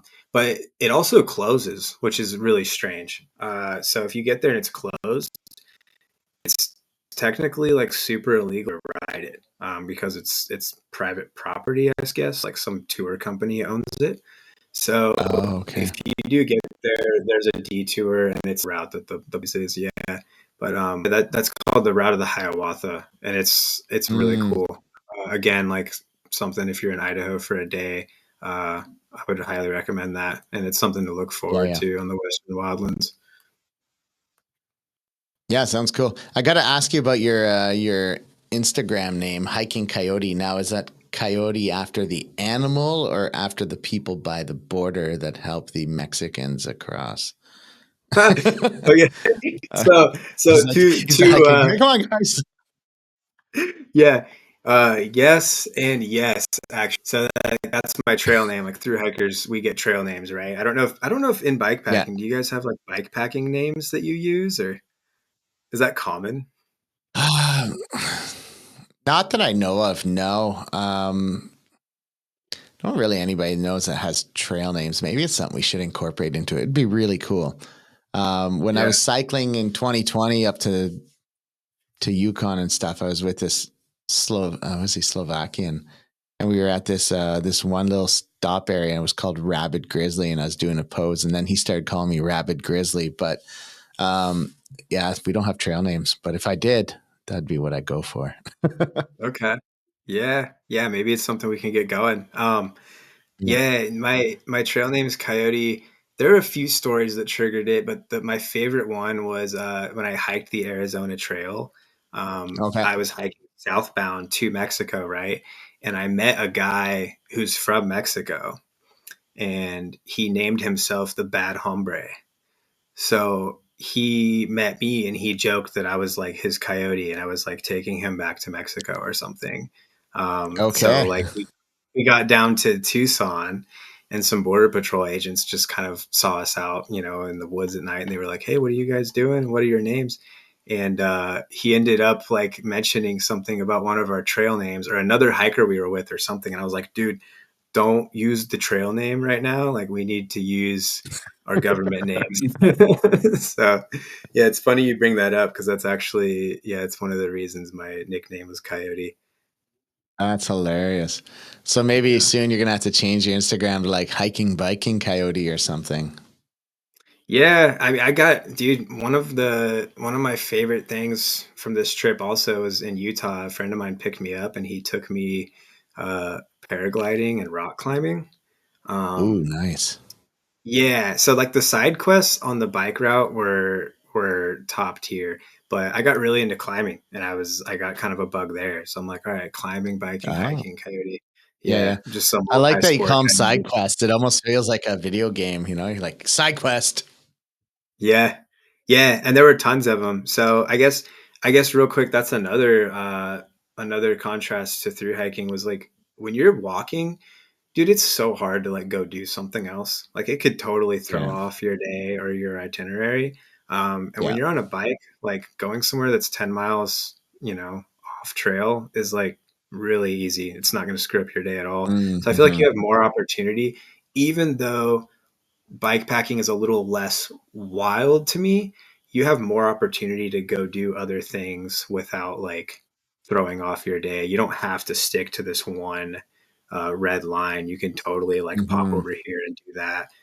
When you're in town, you can go to like any restaurant, grocery store you want. You don't have to go to the one that's within walking distance. So that was really cool. Yeah. And distance wise, like when you're hiking, how many miles on average do you hike a day? And how many miles were you biking, throughout this trip? Hiking, like I think 20 is a sweet spot for a lot of hikers. Okay. 20 to 30 is pretty common. 30s could be a big day. 40s like, that's like endurance. Like you're hiking. 40 miles is huge. Yeah. Yeah, it's a big day of hiking. Sometimes 30, 35 is a pretty rough day. And depending where you're at, like on my Idaho hike, there were some 20s that were just like brutal. It took us all day just to get to 20. Um, for the bike, let's see, my girlfriend and I were riding 40 to 50 in the beginning. And that's just because our butt was so sore, we couldn't do Mm-hmm. anymore. But on the Western Wildlands, I was taking, I think I was doing like 70 to 90 some miles a day. I kept wanting to push for 100-mile days, but there was always something goofy that stopped it. Like there would Okay. be wind, or there would be a huge stretch of private property coming up, or I would like the one day I was going to do 100, I actually met a thru hiker in the middle of the desert in southern Idaho. She was driving a truck out there to go climb some peak. And I was going to do a 100-mile day, but we caught up chatting. So the first 100-mile day that I did was my last day getting to the Oh, no border. way. Ironically, yeah, I Yeah. did 102 miles that day. And obviously it's your last day, like you're glowing, you're going to make it happen. Right. So that Hmm. might've been part of it, but yeah, 60 to 80. I think most days I was above 70, but there'd be some 60-mile days if I like had a breakfast in town or stopped early. Yeah. Yeah. Yeah. So it's almost like triple what you could hike, right? Yeah, yeah, Ish. absolutely. Yeah, I don't And think I would ever hike a 60-mile day. I'm sure somebody has. Somebody's probably doing it. Let's see, it's 8:24 p.m. Someone's probably doing it right now in the US. No doubt. yeah. And yeah, so if you're, you're cycling, I don't know how the through hiking is on your body, but like you cycle 80, 90 miles, you're not dead, right? Like unless you've had a really tough day of climbing. If you had a lot of feet of elevation gain, and I feel like it's not as not as hard on the knees as a big day of hiking potentially is. Yeah, the impact for sure. I got to a point where I was basically like, I just called it like being numb on the bike. My body was kind of numb to the bike, right? Like you and your bike become kind of this one thing that you're Mm-hmm. working together all day. And yeah, there's definitely something to be said about the impact, also going back to the hills, obviously when you're through hiking, you go up a hill, coming down that hill hurts. The downhills hurt, wearing a backpack, coming down on your knees. And the downhills on a bikepacking trip is like what we live for, dude. Yeah. I mean, I had so many days that I was climbing uphill and it was hot and there'd be like, this mosquito following me for, a 10-mile climb. And I mean, Yeah. you kind of get in like a rough headspace on the climb. And then you take that downhill and you're just like a little kid. I had like a downhill Yeah. soundtrack that I would load up like really good songs before I would go downhill that I listened to. So that Oh, was great. nice. Okay. Yeah. Yeah, I feel like mosquitoes wouldn't bother me, but like deer flies and horse flies and stuff like those, man, when you're going uphill and they're haunting you is just the worst. I can imagine if you're hiking, it's even worse because you never go fast enough to get them away from you. So like, yeah. Yeah, you get really good with your hands at that point when you're hiking. Like you just get really good at swatting the deer flies. You get really fast. Yeah. It is Yeah. nice on the bike to like get to the top of a hill and know that that fly that's been with you forever is obviously, going away. Unless he hitches a ride on your bar bag, dude. I don't know if you've ever seen that. Yeah, yeah. They just kind of tuck in behind or behind your ass, like just right behind your Yeah. saddle. Yeah. Yeah. They know it's Yeah. amazing that they're smart enough to like know that they could draft you. Like that's crazy, yeah. Yeah. Yeah, Um, it's really crazy. I think if I was through hiking, I'd be probably carrying one of those little electric fly swatters and be like, Yeah. I think people I know people that do carry fly swatters on it through hike. It's not a bad idea, especially in oh July. yeah, Yeah. wild. What are you gonna? Any plans throughout the winter? I know you're in Arizona, so it's definitely you have a little bit more. The weather can be kinder to you than it is up here in Canada. But any big adventures planned? Right now, I do have a spring through hike planned. I'm thinking about hiking the Hayduke Trail in the spring. It's an 800-mile trail through Utah and Arizona. But as for this winter, I'll be in Sedona. That's where I live in the winters. Really good money. It's like a tourist town. So I work in restaurants there, hang out. Oh, okay. Pretty epic. Yeah, pretty epic backyard, honestly. Like we have Mm. miles and miles and miles of trail. Definitely take the bike out and do some picnic stuff, just kind of ride for the day. But I think the bike packing is kind of a catalyst for me where like this year, dude, like I never would have imagined that I would go bike packing and do something new.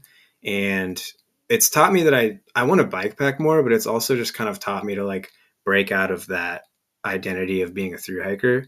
And now even Mm-hmm. further, like break out of an identity of being a bike packer and just like, dude, I want to like try, pack rafting maybe, or, Yeah.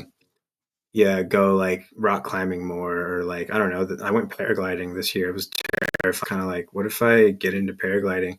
So if you told me 5 months ago, I would you. So now that I've kind of broke out of that, like, oh, I'm a thru hiker. I have to do a thru hike every year. I'm kind of curious Right. about methods of transportation for sure. Yeah, yeah. There's so many things to do. I've always been interested in trying paragliding as well. It sounds like a pretty phenomenal thing to try. Probably a little bit of fear in there too that has kept me from it, but also just I don't know, not having time for everything, I guess, and having to choose my battles. Yeah, yeah, for sure. If you ever want to get into it, I feel like Utah, there's a pretty good hub for it there. When I went through Utah, there was a big like paragliding competition happening, and my friend Mm, happened to be volunteering for it. So that's how I got to go do it. And they kind of had like this big base camp set up with a kitchen and everything. And I stayed there mm. for, dude, I think I was there for 3 days, just hanging out and like eating food. And my friend's like, "Do you want to go paragliding? I can take you on a tandem flight." So one of my jokes for this summer was like, when someone asked me what I was doing, I was like, "Oh, I'm bike packing." And they're like, "What do you mean?" It's like, "Well, I'm paragliding, but I mean, this is all a part of bike packing, right?" So yeah, I was kind of like sending messages. Like I sent a picture of myself in the paraglider and I was like, hashtag bike packing. When I got to Idaho, my friend, And then it'll be on your pack raft going bike packing. yeah, exactly. And when I got to Idaho, my friend that lives in his van like picked me up and he had a bunch of clay pigeons. He's like, "You want to go like target practicing and shoot some guns?" And I was like, "Bike packing. Yeah, sure, let's do it." Nice. That's awesome. Anything else you want to chat about that I haven't thought of here? I actually was kind of thinking like, I don't know, like you said you haven't talked to anybody that's done the Western Wildlands route, right? Nope. Not yet. Yeah, so I was kind of like wondering, I ran into this new route this year. Of course, like now that I've done a bike packing trip, I'm kind of curious about the maybe lesser known or younger ones. And there's actually one in Canada. I think it's called the Great Northern Bikepacking. Have you Yeah, heard of yeah. that? It's very yeah. It's very new. I know the guy who created it. Yeah. Really? Okay. So I've got my eyes on that next. Nice. At some point in the near future. I think just because it's so long and I am kind of like, I don't know, I kind of have this like endurance mindset sometimes where I want to do something like really fast. And I thought it'd be cool to hit that just because it's so long and like see how fast I could do it. Yeah, why not? Which There's right this year, well, one couple and one guy were the first to finish it. And really, yeah, it's something like I forget their number of days. But anyways, yeah, I'm supposed to have one of them on the podcast. Well, the couple Trip Longer, they were on the podcast maybe like episode 90 something, somewhere around there. okay. And they just finished it. So they were on the episode before they started, and now they just finished. And then Fuck Yeah Bry Guy is a great Instagram name. He Yeah. finished it just before them, like 5 days before them or something. Okay, great. Yeah. Yeah. I heard about it from a guy who he previously was the oldest person to bike the Great Divide mountain bike route. He's a Warm Showers host that I stayed with in Idaho, and he had told me about it. That he wanted to be the next Okay. guy to do it. Yeah, so that's I mean that's kind of It, what's so funny about bikepacking too is like you can kind of do anything, right? Like there's endless possibilities. The intro, you know, Jeep road and whatnot. Yeah, and it's this is like, I mean, this route itself is, I think, the longest bikepacking route in the world right now. I mean, it's the longest continuous bikepacking route that's a plotted route, you know, other than saying like ride from Cape Town to whatever, northern Siberia and stitch your own route. I mean, that would be longer, but this is as a actual bikepacking route. It's pretty damn long. It's like nearly 15,000 kilometers, I think. So about Wow. 9,000 miles, maybe something like that. Yeah. Yeah. And I could imagine like you're kind of pressed. It's not something you would really dilly dally or take your time a whole lot because you're kind of pressed to get it done, right? Because of the part of the world it's in. Obviously, you don't want to be out there Yeah. like in November, December, January riding it. Well, yeah, by then you would be stuck, right? Because the trails aren't going to be packed necessarily. Yeah. So if you hit up any single tracks, or some of these unmaintained winter roads, like you'd be done. There'd be no access. Yeah, your window's kind of like May, June, July, August, September, that kind of thing. Gotcha. You could probably. Yeah, so I was going to say you could probably start in April, but maybe not because some of the passes through the British Columbia might be closed. Yeah. right.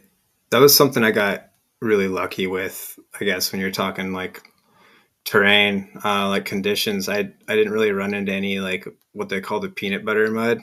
Um, Maybe that'll that last day. totally, yeah, just that last day. And that's what was funny. Like I had a few days of rain, but I was on like really hard packed gravel. And I saw in my notes, it Okay. said like impassable, like this is impassable when wet. So I had a lot of good weather. And something that a lot of people know about me is, dude, I'm like, I mean, it's why I live in Arizona. I'm like a cat. The rain shuts me down. Like nobody is really that thrilled to be out in the rain all day. Um, yeah, the rain just like I can't do it. I don't know what it is. Something about being wet, all my gear being wet, getting cold, having to dry everything out. The rain has been something like as an outdoorsman and someone that's been, like through hiking since 20. The rain is not something I've ever gotten used to. So that Mm-hmm. might kind of keep me living in Arizona for a while. I don't do rain, man. Yeah. At some point, I mean, everybody hits it, right? But yeah, no, I don't think anybody particularly loves rain. But it's, I don't know, maybe it's better than blistering heat to me. Like, when you're looking at like 110 degrees, I think I'd rather just some rain. Oof.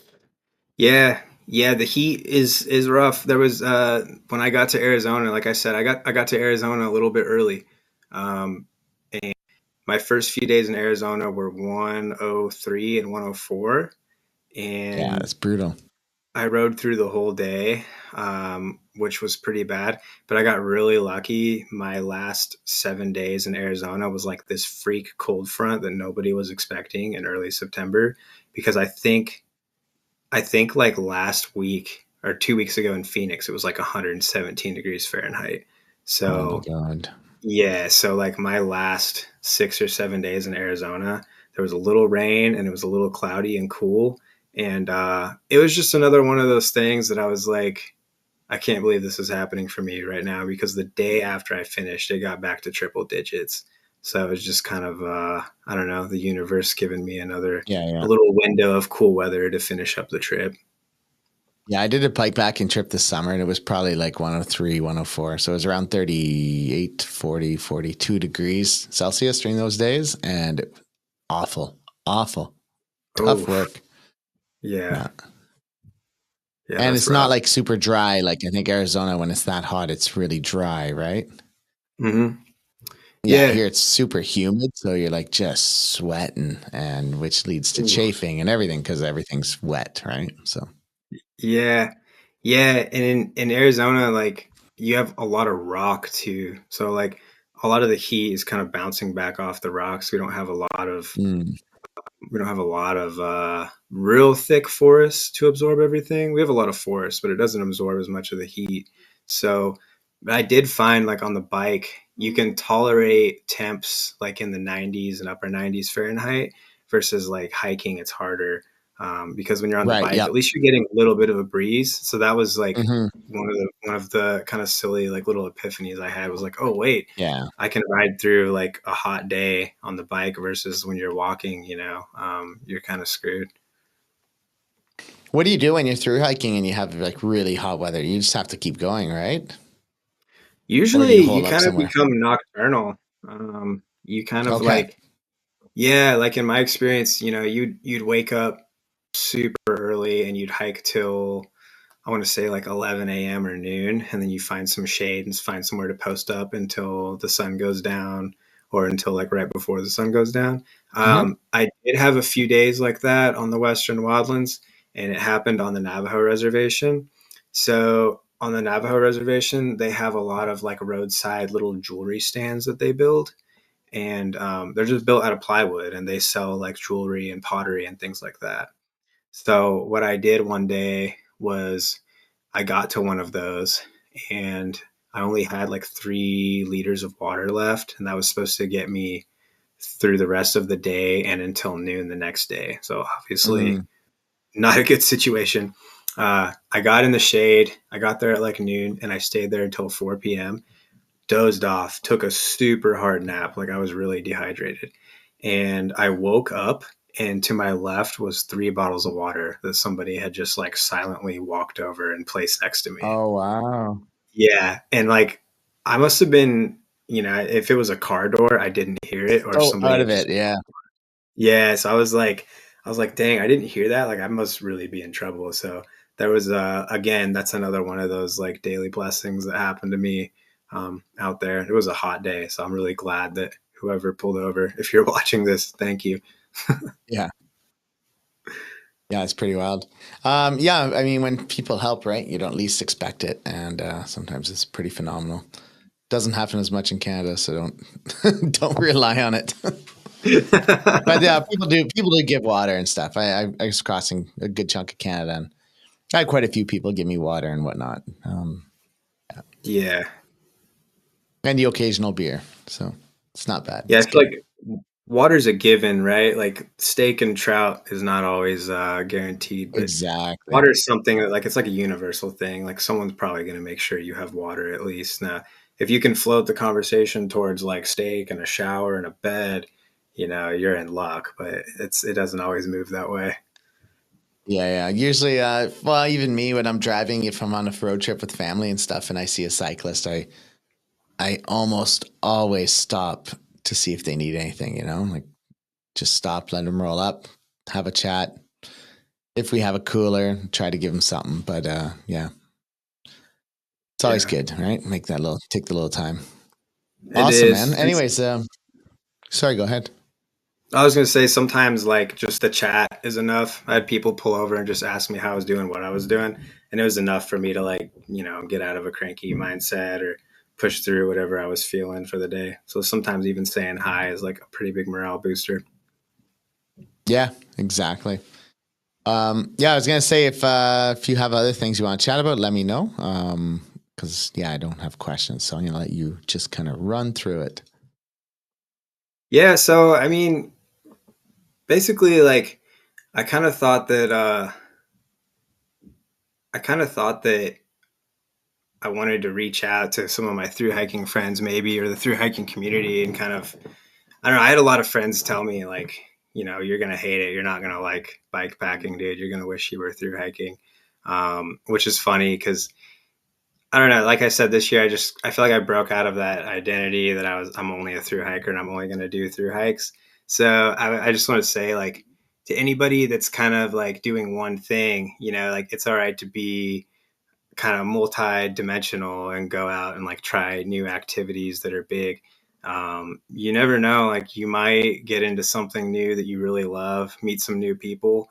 Hmm. Through bike packing this year, I not only got into bike packing, but now I'm like really hooked on rock climbing and paragliding.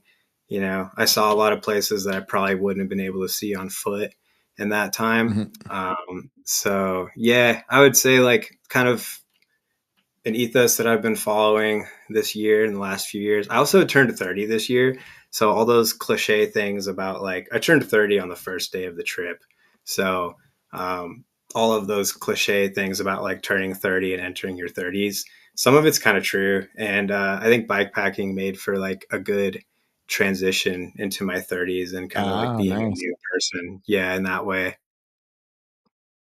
Yeah, I feel like through hiking, as fun as it might be, it's a real big time dedication to do a through hiking trip where bike packing can be relatively quicker, right? You can do a big trip and you don't have to do a 2,700-mile trip. But if you do an 800-mile bike packing trip, that's only a couple of weeks as opposed to being 30 to 40 days or more if you're hiking, right? So Mm. as you get a wife and kids and stuff, it's like you can balance maybe one through hike a year, but then more little trips that are like bike packing or related or whatever.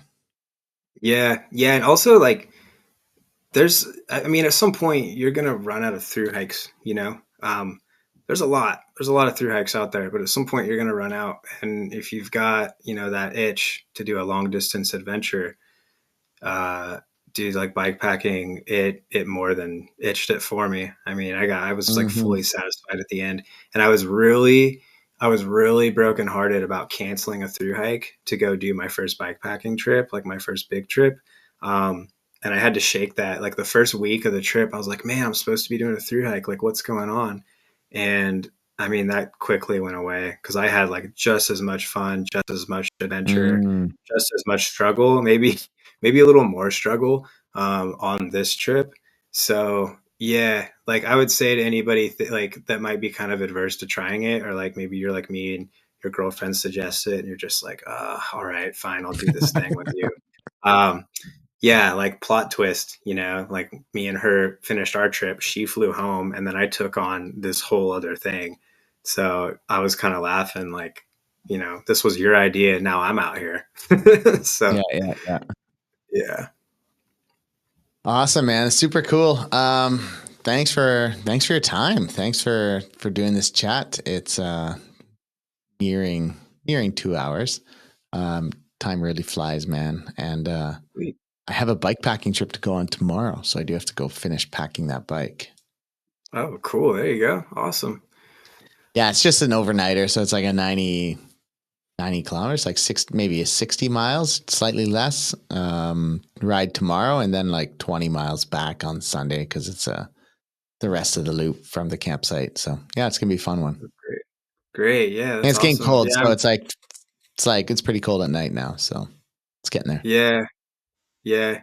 Yeah, I'm in Kansas for a little longer before I head back to Arizona. I'm just kind of visiting my parents here and helping them Mm-hmm. out. So lots of farm road here, lots of cornfield, really flat. You'd be Are you pressed to riding find at a all hill. then, or Yeah, yeah, I'm riding here and there. Yeah, you know, I got it like an emotional attachment to my bike now, so I got to like keep yeah? spending time with it, right? Yeah, it's kind of become like its own entity where I'm like, hey, I need to hang out with that thing. So, I love it. Cool, man. Thanks for your time, and yeah, keep on pedaling, and we'll chat soon. yeah, I will. Thanks for having me on, man. Cheers, man. Talk soon. Cheers.